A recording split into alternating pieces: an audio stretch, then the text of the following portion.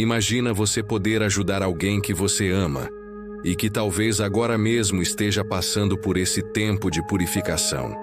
É isso que a sua indulgência pode fazer. Nos manuscritos do Purgatório da Irmã Maria da Cruz, uma religiosa do século passado, há um relato impressionante. Uma alma que se manifestava a ela revelou quais são os dias em que mais almas saem do purgatório e entram no céu. E entre essas datas, 2 dias se destacam: o Natal e o Dia de Finados. Nesses dias, incontáveis almas entram na glória eterna, e muitas delas, talvez, graças às suas orações. A Igreja, movida por essa misericórdia, dedica a primeira semana de novembro aos fiéis defuntos. Do dia 1º ao dia 8, você pode lucrar uma indulgência plenária a cada dia, aplicando-a a uma alma do purgatório. Uma alma por dia, 8 dias, 8 libertações possíveis. Mas talvez você se pergunte: e se eu não souber se a pessoa por quem estou rezando está realmente no purgatório? A resposta é simples: você não tem como saber, a não ser que Deus revele isso de modo extraordinário. Mas você pode e deve confiar na misericórdia dele, porque nenhuma oração se perde diante de Deus. Santa Francisca Romana ensina que quando rezamos por uma alma que já está no céu, Deus aplica essa oração a outras almas do purgatório.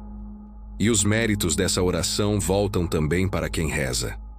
Se rezamos por uma alma do purgatório, ela recebe esse sufrágio conforme a justiça divina, que conhece exatamente o quanto ainda precisa ser purificada. E se rezamos por alguém que infelizmente está perdido, mesmo assim a oração não se perde. Ela volta a nós, como um rio de graça. Mas atenção, a indulgência de finados não pode ser aplicada a pessoas vivas. Ela é exclusivamente para as almas do purgatório. E o Catecismo da Igreja Católica explica que a indulgência é a remissão diante de Deus da pena temporal, devida pelos pecados já perdoados.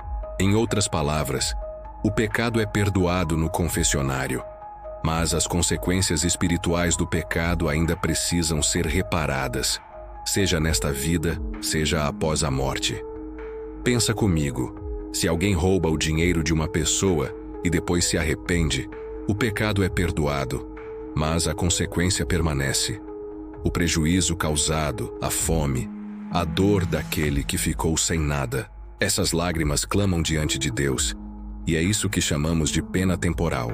É o que precisa ser purificado, até o último centavo, como disse o próprio Cristo. Podemos reparar essa dívida aqui na terra, com orações, penitências e obras de caridade.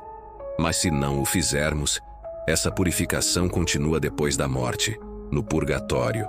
E é aí que entra a grande misericórdia das indulgências. Elas podem reduzir ou eliminar completamente essa pena, abrindo o céu para uma alma que ainda esperava. O Catecismo também ensina que há uma comunhão dos santos, uma troca de graças entre os fiéis da terra, as almas do purgatório e os santos do céu.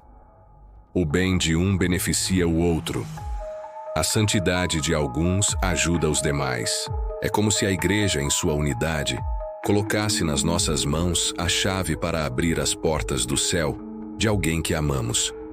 E para lucrar essa indulgência plenária, há 5 condições.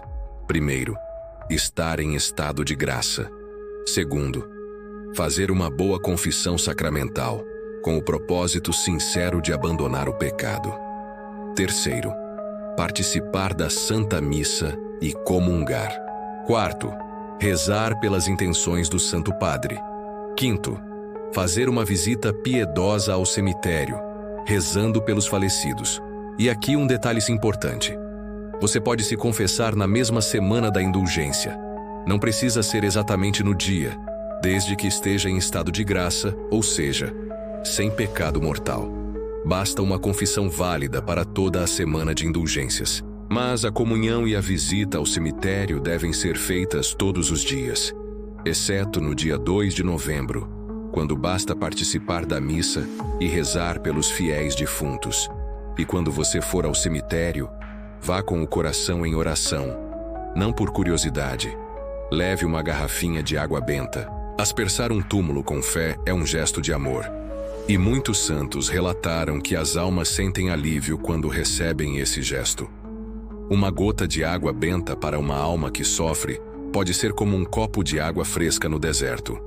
E lembra, somente aqui na Terra nós podemos rezar e ajudar essas almas. Quando ajudamos os que estão no purgatório, Deus mesmo se encarrega de nos recompensar. E as almas libertas se tornam nossas intercessoras no céu, porque lá não existe ingratidão. Essa é a verdadeira comunhão dos santos, a união do céu, da terra e do purgatório. Tudo o que fazemos com amor, a justiça divina transforma em graça para nós mesmos e para os outros. Por isso, nunca pense que a sua oração é pequena. Ela pode ser o último fio de esperança para uma alma alcançar o paraíso. Se esse vídeo te ajudou a compreender melhor o valor das indulgências e o amor de Deus pelas almas do purgatório, deixa seu like, compartilha com quem também ama rezar pelos falecidos e se inscreve no canal, porque aqui nós falamos das coisas do céu com o coração voltado para Deus. E se você quiser ajudar o nosso trabalho a continuar levando essa mensagem de fé e esperança, clique nos links fixados aqui embaixo. Que Deus abençoe você e a sua família, e que as almas do purgatório encontrem hoje, pela tua oração, a porta aberta do céu. Até o próximo vídeo.